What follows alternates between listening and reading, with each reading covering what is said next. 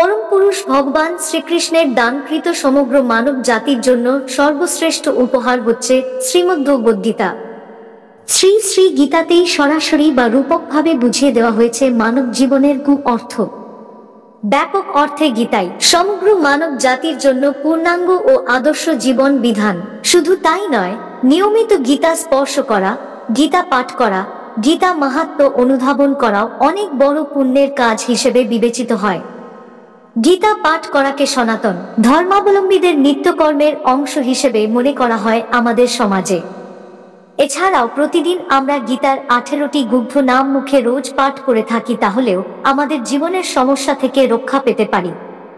আমরা শ্রীমদ্ভগবদ্ গীতা পাঠ শেষে গীতার মাহাত্ম্য কিছুটা হলেও পাঠ করে থাকি। এই মাহাত্ম্যে দুটো শ্লোক আছে যা গীতার গুহ্য নাম। গঙ্গা গীতা চ সাবিত্রী সীতা সত্যা পতিব্রতা ব্রহ্মা বলির ব্রহ্মবিদ্যা ত্রিসন্ধ্যা মুক্তিগেহিনী অর্ধমাত্রা চিদানন্দা ভবগ্নি ভ্রান্তিনাশিনী বেদত্রয়ী পরানন্দা তত্ত্বার্থ জ্ঞানমঞ্জরি। এই শ্লোকদ্বয়ের মধ্যে লুকিয়ে আছে শ্রীগীতার 18টি নাম, যা গীতার গুহ্যনাম হিসেবে পরিচিত। অনেকেই জানে না এই 18টি গুহ্যনামের মাহাত্ম্য। বন্ধুদের জ্ঞাতার্থে সেই গুহ্যনাম মাহাত্ম্য উল্লেখ করার চেষ্টা করছি। গঙ্গা এর অর্থ হল গঙ্গায় ডুব দিলে কোনো ব্যক্তি তার সকল পাপ নাশ করতে পারে।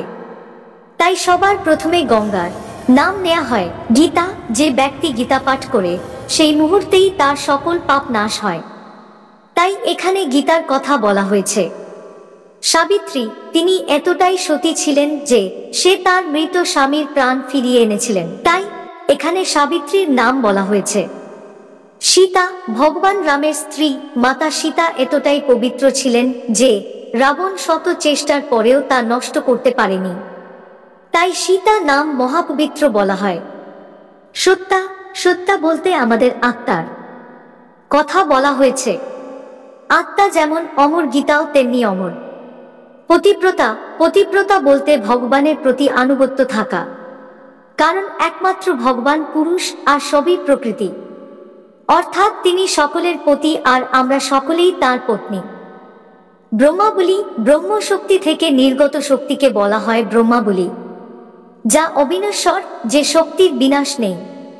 ব্রহ্মবিদ্যা, ব্রহ্মবিদ্যাকে আমরা ব্রহ্মাবলীর অনুরূপ বলতে পারি।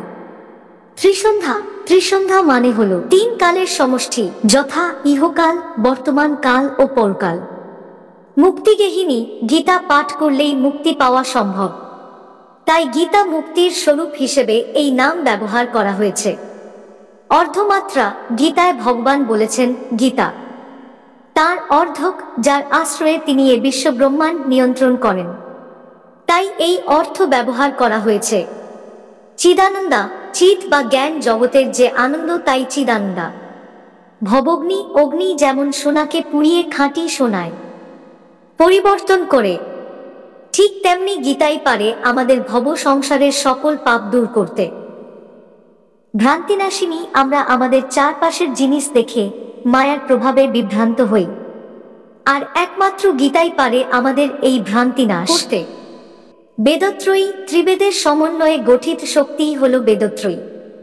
পরানন্দা, অপরের দোষ না দেখে তার ভালো দিক দেখার মধ্যে যে আনন্দ, গীতায় তার কথাই বলা হয়েছে। তত্ত্বার্থ, গীতা পৃথিবীর তত্ত্ব ও তথ্য সমৃদ্ধ সকল জ্ঞান তথা বিজ্ঞানের আধার। জ্ঞানমঞ্জরি, একজন মানুষ বা জীবন জগতের জন্য যে সকল জ্ঞানের প্রয়োজন তার সকল কিছুই গীতায় মঞ্জুরিকৃত আছে, তাই শ্রীগীতা জ্ঞানমঞ্জরি। এই হল শ্রীমদ্ভগবদ্গীতার 18টি গুহ্যনামের সংক্ষিপ্ত মাহাত্ম্য। আশা করি গীতার সংক্ষিপ্ত মাহাত্ম্য বিষয়টি জেনে ও অন্যকে জানিয়ে আনন্দিত হবেন। জয় শ্রীকৃষ্ণ, রাধে রাধে।